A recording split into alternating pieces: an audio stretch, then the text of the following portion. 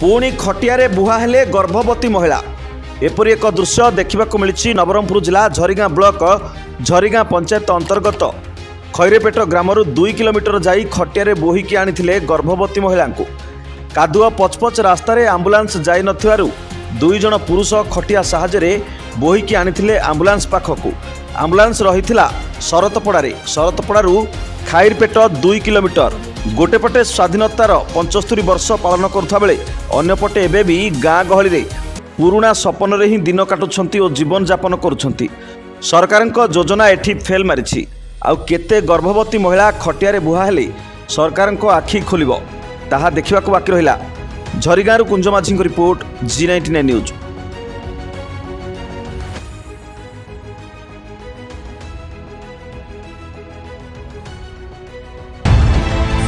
सपक्ष विपक्ष ऊर्ध्वे G99 news.